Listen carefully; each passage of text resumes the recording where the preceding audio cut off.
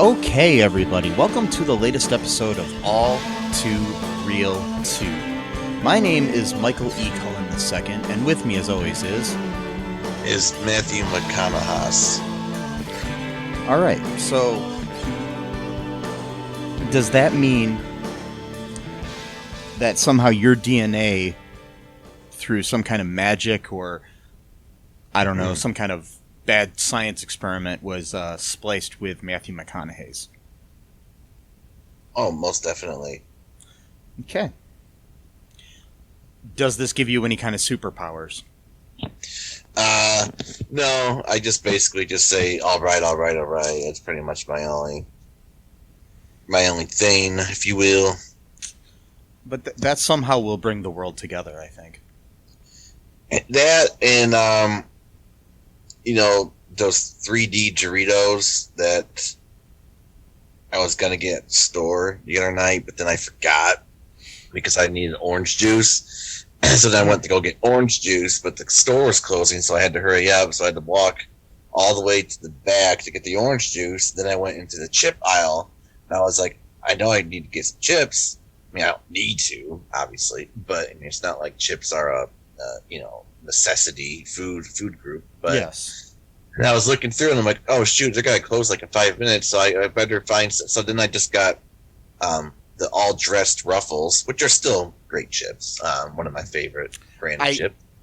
I do not recommend drinking the orange juice and eating the chips together. Oh no, that's not something I would do. No.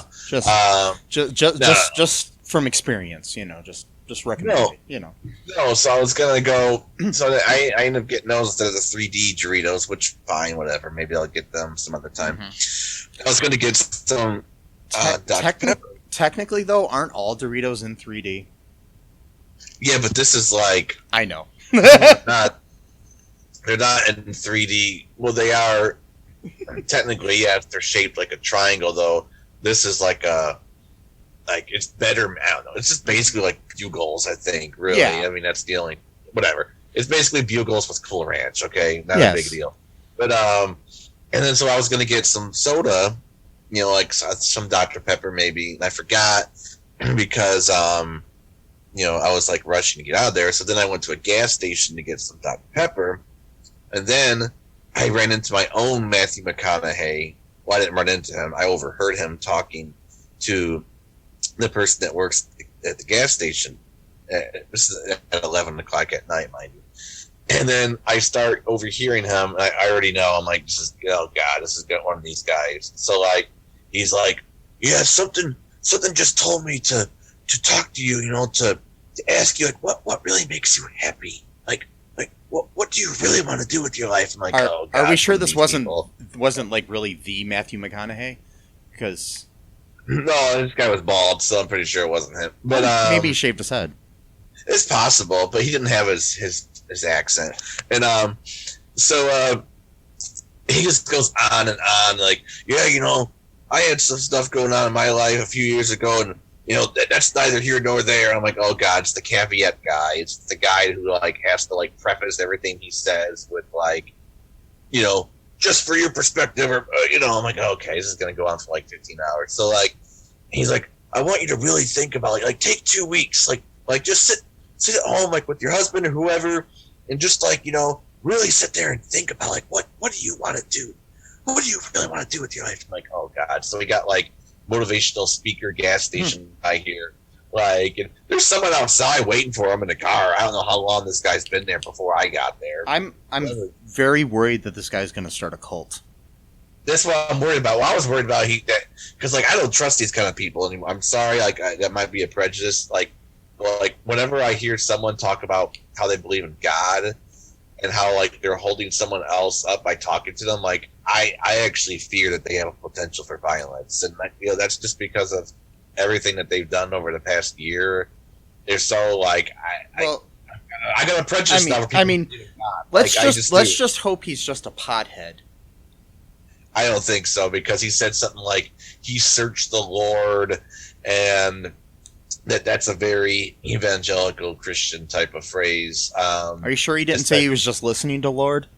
No, I'm pretty sure he said he wasn't. and then he found, the answers. He said that he wanted to. Then he was working construction for like years, and he liked that. But then after a while, he started getting restless and realized that wasn't the path for him. So then he tried to do welding, I guess. But then, like they like made him work for like 13-hour days for like 6 weeks straight, and then like they didn't hire him on technically, so they pretty much just like used him as like like a temp worker basically. So then he decided to go to school and do something, and I don't really. At that point, I just brought up my soda. I'm like, I can't overhear this for like the next 6 hours, so I'm just gonna have to go up there to kind of get him to leave. And then he did. So if he ever listens to this, I hope he doesn't get mad. But just a little piece of advice, don't like these employees, dude. Like they have to listen to you. Like it's not like especially when there's like one poor woman or man behind the counter there. You know what I mean? Yeah. So it's not like they're having this I mean, they might enjoy the conversation, sure, but it's not. They don't have a choice in the matter. So it's like, don't do. I mean, people do the same thing, like too, where like they'll see like a cute girl, or woman behind the counter, and they'll like like try to ask her out. It's like, dude, like come on, like like wait until she's on break at least, and even then, she might want to actually do something on her break instead of like listening to you, like with your pickup lines that you've rehearsed or learned or whatever type of thing. It's like they're in customer service, okay? They have to talk to you. Like, don't. Anyway. So speaking of crazy things, but man. Today on the show we are covering another pilot for I believe this was an unaired pilot. Yeah. For a television show called Little Mermaid's Island, which was made in 1991, shortly after the Little Mermaid animated movie was out in theaters. And I've never done any kind of drugs, like acid or anything of that nature. But somehow after this morning, I feel like I have. I mean, I've had an interesting morning to begin with. We're recording this in the early afternoon today. Normally we do at night, but yeah, I had an interesting morning where I watched this, babysat my great niece, and got peed on. So I've had a great day. So.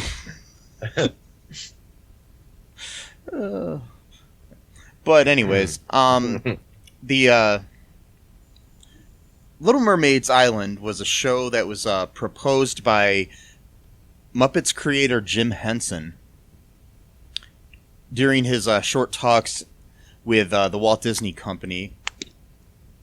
Because this was right before Jim Henson passed away. They were talking about the Muppets and Jim Henson's company in general being bought by Disney, which ended up happening later on after he passed away, but it didn't happen right away. It changed hands a few times before it ended up with Disney. The Muppets did, at least. They don't own all of Jim Henson's stuff, just the Muppets. But anyways, this was intended to air, like I said, on the Disney Channel. And it was made with puppets against blue screen and some human characters interacting with them. According to this Disney fandom page I'm reading, filming took place in a very old studio once owned by Mary Pickford in the Silver Lake district of Los Angeles. Mary Pickford, mind you, she was the star of silent film and one of the first people to start Universal Artists. So that tells you how old that studio was, probably at the time. Right. The Henson Workshop created all the puppets. But Jim Henson didn't really work directly on the show. And it was one of the few productions done while the company was in transition to Disney right before Jim died. So this was, The show starred Marietta de Prima as Ariel. It also had Clive Revel as Grimsby. I can't talk. Yeah, Grimsby. Clive. Just a little interesting trivia here. In the original release of Empire Strikes Back, he was the voice of the Emperor. Right. Wow. Yeah. So that's wild. Yeah, just kind of interesting little tidbit about him. The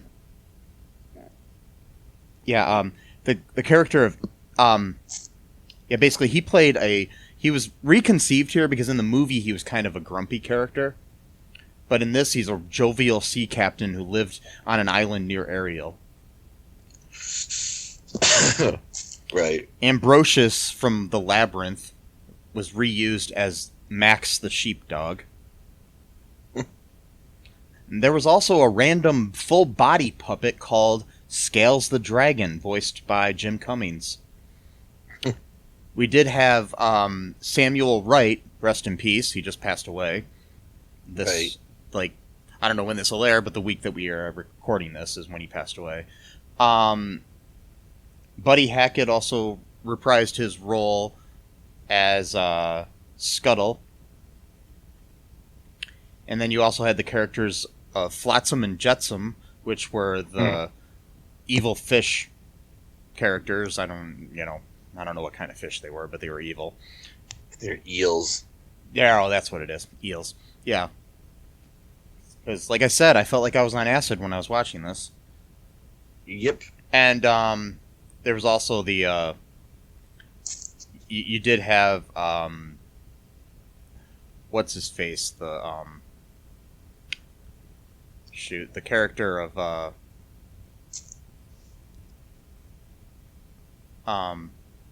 oh, boy. Why am I blanking? Flounder. And he also had a twin sister named... Sandy, which is a weird name for a fish. Yeah, you get it, Sandy? Yeah. So,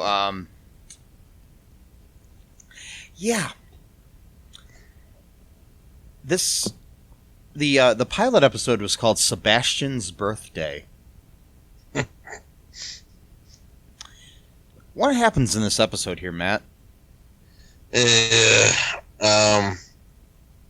Okay, so it's one of those episodes that you're well familiar with, probably if you've grown up in that era, or perhaps even in this modern era. But basically, it's the whole, they forgot my birthday, type of thing because they're planning a surprise party. Can I just say too?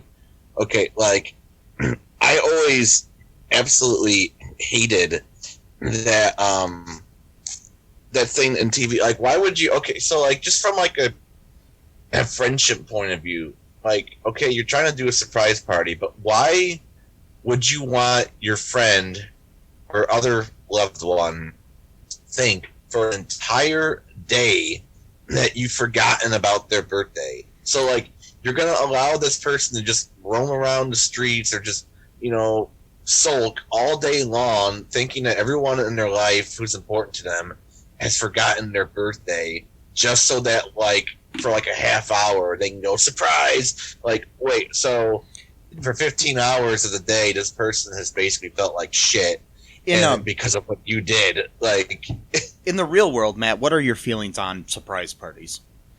From either side of the coin, like either preparing them for your friend or having them, sprung on you. I don't know about surprise parties, but like a surprise, like dinner, something like that would be okay. But the thing is, though, I had to preface by, like, don't make it seem like you've forgotten their birthday for the entire day, and then you go like, so like, you can at least say example, happy birthday to somebody without revealing the fact that they have a surprise party coming up. Right. So like for me, it'd be like, like you just, you might, give them like a present or just, or just acknowledge their birthday or whatever, and maybe, talk to them, but then like be like, oh, hey, do you want to hang out a little bit later or whatever? And then, it turns out that you like, you end up going to a restaurant or something like that for like a birthday thing. The thing with it is, no matter what, you end up having to lie to your friend. Yeah, to some extent. Yeah, because like imagine, like say you're planning a surprise party for me, and then I say to you, hey Matt, you want to come over and hang out, but the surprise party's over at somebody else's house. Right. And you're like, no, I can't hang out tonight. Exactly. Or yeah, let's go hang out over here, and it's like, yeah. Oh wait, we hardly ever go to that person's house. Yeah, I know. Let's go up there. Let's randomly hang out at Dave and Buster's. Wait, what? Exactly. Or like, not Chuck E. Cheese. Yeah. Really? No. Be honest, I never liked that place as a kid, Chuck E. Cheese. No, it's creepy. I had Major Magics, which was a chain kind of around here. I liked Major Magics. There was also, when I was a real little kid, there was a place called the Razzmatazz. Oh, cool. And I swear nobody else remembers this place but me.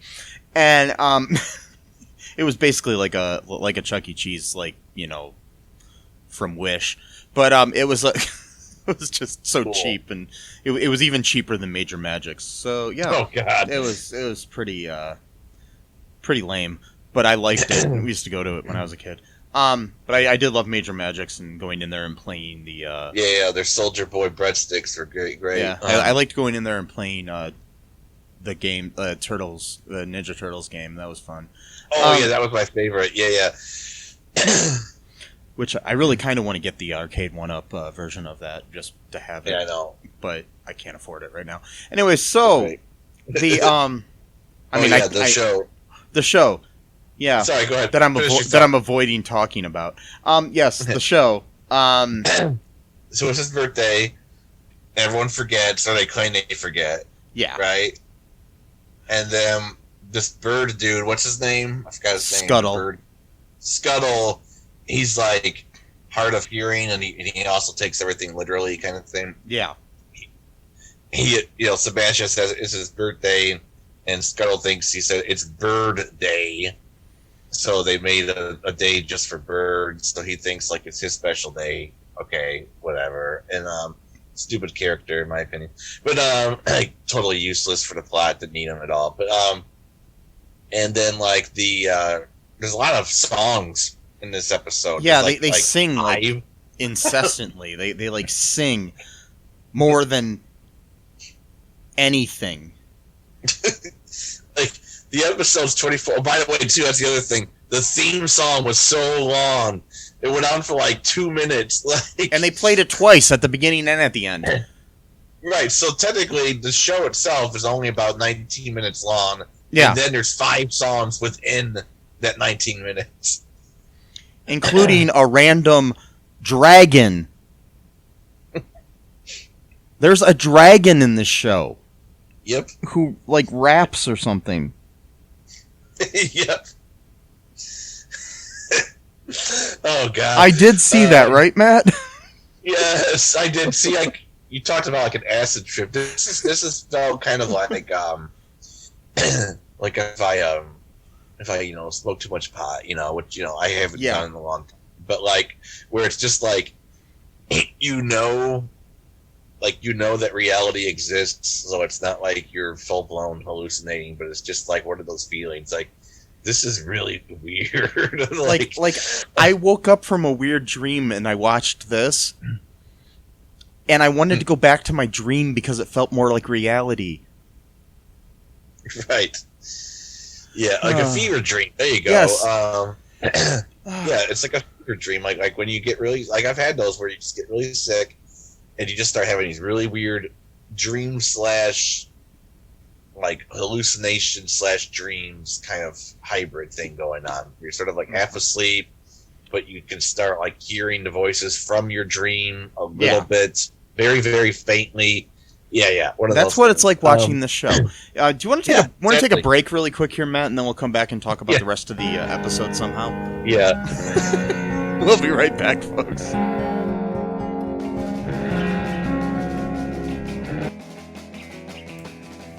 What is Gen X?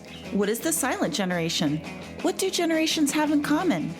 Hi, I'm Trish the Dish from the Gen X Voice podcast, and I invite you to listen to conversations I have with folks from different generations, backgrounds, beliefs, and experiences in an attempt to see what connects rather than divides us. Even though Gen X has been called slackers, Karens, or not mentioned at all in some cases, we are the bridge generation, so I feel compelled to do my part to destroy ageism by bringing all these voices together. And, as a bonus, each guest gets to answer some 80s questions at the end of each show. So download and listen to Gen X Voice today on Apple, Spotify, Amazon, or wherever you listen to podcasts. And let's see how much we have in common after all. Hi, this is Catherine, host of a new fashion podcast, The Real Fashion School Dropout. Join me as I interview guests every week in the fashion and beauty space, and we gossip on all things fashion and beauty, and even get into some personal stories of their journey in the industry.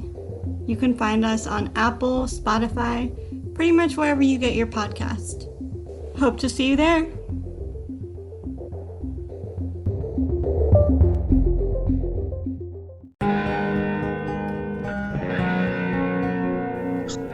So when I was thinking about going on tour, Matt, in my my bottomless ace skating tour. Yeah, I remember. I needed to change my name, and so I was going by John Coolsack.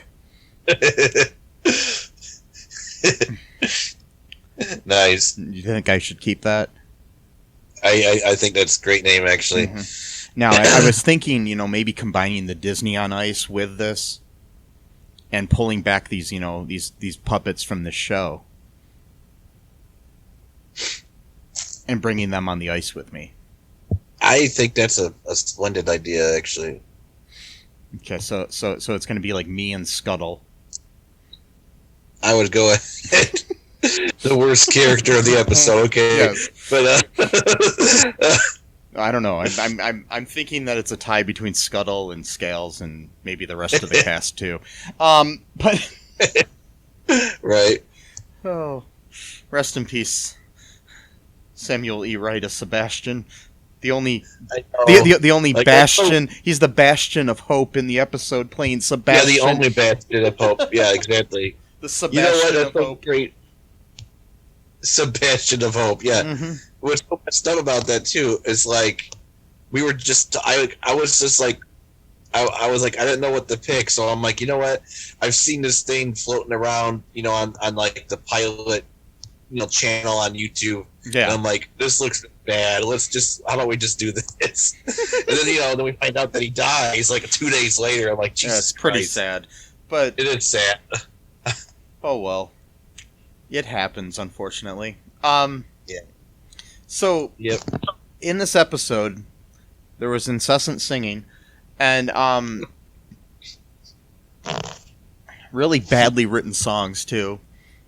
No offense to anybody that wrote them. I mean, I know you were doing the best that you could for a show that was geared towards like your Disney Junior audience or whatever the fuck this was, and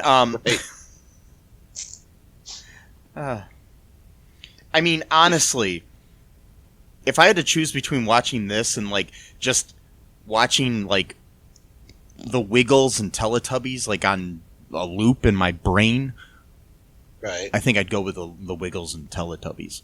Oh wow, yeah. And Yo so Gabba Gabba, bad, huh? Maybe some Yo Gabba Gabba in there too, and yeah. Yo Gabba Gabba. Yeah, which is the most fun show to say. it is. Yo Gabba Gabba, man. Yep. So Gabba yeah. we Gabba end up do, Gabba do. What's it? we end up having a song sung by Scuttle, and then we have a song sung by because like Sebastian is joined by a chorus of oysters and a song about his own birthday. Then he's Right. followed by another song by Ariel and Flounder, which convinces the crab that they are too busy to play with him on his birthday. Yeah. And then on his way to visit Scales, the dragon, which was created just for this fucking show, Flotsam and Jetsam try to convince Sebastian that his friends have forgotten his special day and that they no longer care about him. Right. Yeah. So Like, okay. then he goes to see Scales. And then the dragon goes into yet another musical number to try to mask the noise of Sebastian's birthday balloons popping. And then Sebastian, who's heading home with a headache, which I don't fucking blame him for. Because I would have had a fucking headache if I had to listen to all my fucking friends sing songs, and then for some reason I decided to sing a song with some some people that come out of nowhere singing in the background. I don't know. What you just want your friends just to sing random songs all day long? That would be like the worst fucking birthday ever. No offense Like, if to I any of just my showed friends. Because If I just showed up- many of my friends have beautiful voices, including you, Matt. But no, I mean- don't want you singing on my birthday. I mean, like, you don't want me to just show up like dressed as a dragon at like right as you start to go to sleep and just start popping balloons and then start talking about my love for noise.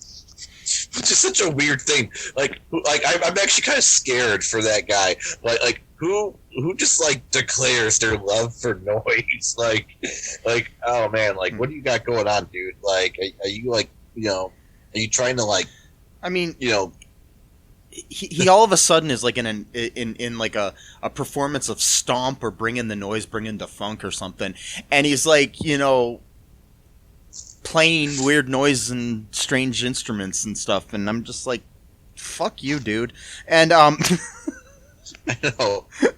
and then Sebastian, has a headache. I mean, I'd have a headache after all this. Yeah. And then I still can't get over the fact, though, that okay. So again, it's like the whole like make your friend think you forgot about their birthday, which again is just terrible in itself. But like the song that Ariel and them sang literally said they're too busy to spend time with him. Like just really twist the knife some more. Like I mean, come on. Yep. It's like, you suck, dude. We forgot your birthday, and now we're just going to do other shit because you suck and we don't care and your birthday sucks. I'm gonna write a song. That's what I'm going to do on your birthday, Matt. Okay. I'm going to write a song, and it's going to be called You Suck and I Have No Time for You. And then of course it's going to be a huge surprise party after I'm like been crying the entire day. We all show up. We all show up at our friend's place that we were planning the surprise party for, and he killed himself because we fucking made him so depressed all day. God, surprise! Wait, surprise! Sebastian's dead. Wait. Whoa. Yeah, that got really dark. Yeah, I'm sorry. Anyways, so what the fuck happened? The guy who was like controlling the boat. He okay. So something out. yeah. So basically, what ends up happening here is Sebastian meets those eels once again, who reinforce the message that friends are unnecessary. Then Grimsby and Max, the sheepdog, dock at the pier with the 3-layer birthday cake while they meet up with the confused Scuttle. So the Seagull and Grimsey sing another song. God fucking songs. Anyways, as they head towards the party. It was a song about the fucking cake and shit. Anyways, so... Yeah, the team has a song about the cake. Why not also make a song about the ingredients of the cake while we're at it, you know? Can't you just talk to each other? Like, does everybody fucking sing in this world? Like, okay, anyways. It's why, like, when I was a kid, I never liked musicals, because I never understood the randomness of people just breaking into song. I mean, I respect musicals and love musicals now, but when I was a kid, I just never understood that concept. It's very jarring. I mean, yeah it's like... I mean, I don't mind, like operettas and stuff where it's just, like, completely sung the whole time. Mm-hmm. Like, something like Rent is pretty much sung the whole time. You know, Hamilton is pretty much sung the whole time. I like those type of things. But when you have the thing where it's like, hi, how are you? Oh, I'm good. I'm so happy that I met you. You know, stuff like that. That just makes no fucking sense to me. Why are you talking to her 1 second and then all of a sudden fucking singing? Like, what the fuck? You know what we should do? We should take Little Mermaid's Island and turn it into a musical now. Yeah, I think Disney might have a problem with that. Yeah. I mean, probably, yeah. Mm-hmm. I mean, do they even want to be associated with the fact that this even is made? But that's why they probably have a problem with it. Yeah. Because we'd have to change all the characters and... Yeah. But anyways... You know what's really messed up? Sorry, go ahead. Go ahead. Is that because the show is still... Because, mind you, I watched this last night before I went to bed. That was probably not the best thing to do right before going to bed. No. But like, I know what was distracting me was the fact that I thought that the actress who played Ariel was really cute. And that was like the only good thing about it for me, basically. Well, at least you weren't attracted to Scuttle or something. Oh, right. But she ruined it for me by singing that terrible song about not having time for her best friend. So it's like, well, that ruined it for me. But then again, she doesn't exist for eye candy, so I guess it's, that's fine. Yeah. Yeah. So anyways, after Grimsey sings his fucking song about birthday cakes, Ariel has broken Sebastian's present while attempting to wrap it. Of course. So, you know what that means, Matt? No, I don't. What does it mean? She's got to sing a song about it. Of course, she got to sing a song about breaking the fucking... What was it she broke? Like a teacup or some bullshit? Some bullshit teacup, like he gives a about tea.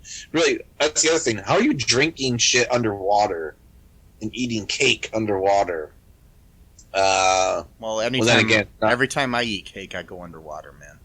Well, then again, it's Little Mermaid's Island, so I guess they have a nice little island that they can all meet together on. Whatever. But again, how are you making a cake, especially a 3-layer cake, on a fucking boat? Where'd you get the ingredients? Where'd you get the sugar? Where'd you get the frosting?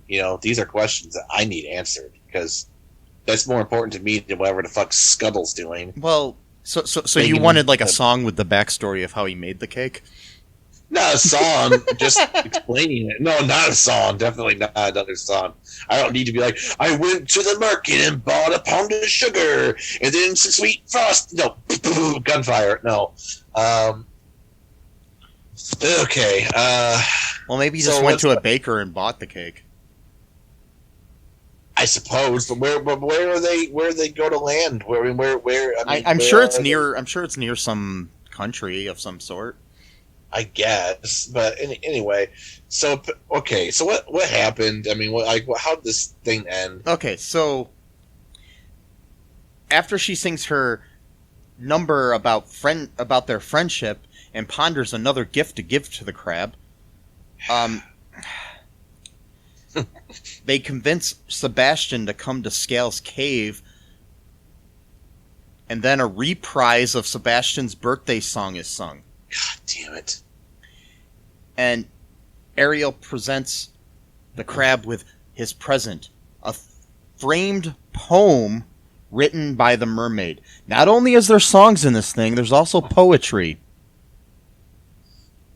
So translation, she broke an actual present that she was going to give to him.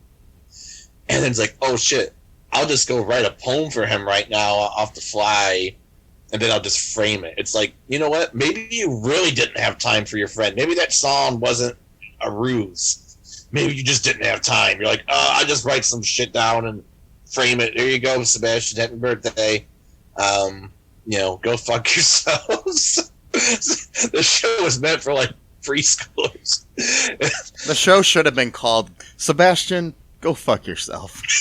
Exactly. Yeah, that would have been a better, just like 2 minute long theme music and just Sebastian, go fuck yourself.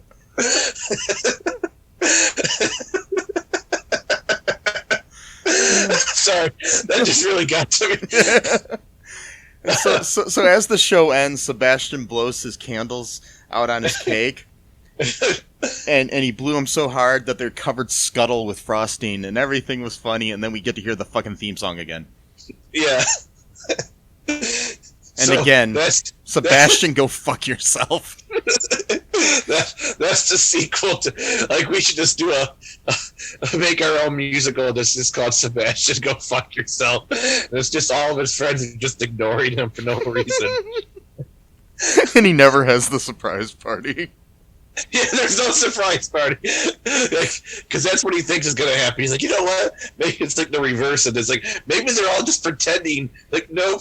That's another like TV trope where there's like a birthday and people forgot about the guy's birthday, so the guy thinks, oh, you guys are planning a surprise party for me, aren't you? And yeah, exactly. So then they're kind of forced to have a fucking surprise party last minute. And it's like exactly. Yeah, we're gonna invite all your friends, and they don't know any of their friends, and you end up having like random people from work there and shit. So do you want to take another quick break here, Matt, and then we can read some reviews of this? Sure. Okay, we'll be right back, folks. It's the ninja from the Ask the Angry Ninja Show saying, come listen to the show. We got the Ninja Wife to give you your movie reviews. We got the Conscript to give you the ninja news. And we got the Battle to talk about your sports. And as always, it is the Ask the Angry Ninja Show. So ask me a question, we'll give you the ninja knowledge you need for your ninja life. Search for us anywhere you get your podcast from. Just search for the Ask the Angry Ninja Show and enjoy the show. So then, on the ice mat, I decided, okay, we're going to have Sebastian there with Scuttle, and it's going to be called Sebastian, Go Fuck Yourself on Ice. I don't know anything beyond that, though, but I have talked to my people and Disney's people, and has not been approved yet. Okay. But hopefully it will be, because I'm thinking that, since Disney bought Fox and stuff, that maybe they can be a little bit more risque. And they'll be okay with me skating bottomless and doing a show called Sebastian, Go Fuck Yourself. Do you think Disney would go for that? No, I really doubt it. But who knows? I mean, they went for this, so that's true. But they didn't go for this. They passed on. Well, it. yeah, true. They did. So yeah. Well, they didn't, but they allowed it to at least, get made potentially. Yeah. So we only have like 3 reviews on IMDb. I will read one of them. Okay. I have a 5 out of 10, a 4 out of 10, and a 6 out of 10. Which would you like me to read, Matt? I'm surprised they're even that high. Really? Yeah. Just go with the lowest one. Okay. The 4 out of 10. This was written by Martin Haffer. on June 6th of 2020. So just last year. So I'm assuming that was shortly after the pandemic started. Yeah. And Mr. Martin Haffer here was so bored that he found this on YouTube and started watching it. But I can't really say anything because we watched it as well. So, his headline is typical of many early 90s kids shows, but it never ended up airing as a series. I enjoy pursuing YouTube from time to time to see what sorts of oddities I can find. One search term I used a few times is failed television pilots. And that is how I found Little Mermaid's Island, a failed show that was a collaboration between Jim Henson and Disney. It was among the last projects that Henson worked on before his untimely death. When I began watching, I realized that I am not the best reviewer for this one. After all, the show is clearly targeted towards young viewers, perhaps up to the ages of 6 or 7. So keep this in mind. I am a middle-aged guy, not some kid. So was it any good? It was okay, not bad. The puppets were sometimes pretty good, sometimes flat and expressionless, even when they talked. But the content seemed very similar to a lot of kids' shows I watched with my daughters when they were younger. Not a terrible show, but I could see why Henson wasn't happy with it. His puppets were really capable of more. The end. And that's a 4 out of 10. Okay. So reportedly both Disney and Jim Henson were very unhappy with the final results of this. And when they say Disney, I'm assuming they mean the company and not actual Walt Disney. I doubt he came back from the grave just to express his, discontentment with "Go fuck yourself." With Sebastian, "Go fuck Right. yourself." Yes, maybe he got up from the grave got up from the grave and just said, "Sebastian, go fuck yourself," and then went back to Then they took his head off and put it back on. Then they put it back into the cryogenic. He's not cryogenically frozen. Oh, he's not? Okay. That's been a rumor from day one, but he's actually buried in a grave. Okay. So, wow. Yep. I don't know why that ever became a rumor, but yeah. Mr. Probably Mr. Disney is not frozen. Probably. Ooh. But Frozen is Disney. Yeah. Yeah, Walt Disney is not frozen. Disney is not frozen, but Frozen is Disney. Yeah. If we learn anything today, that's what we're learning.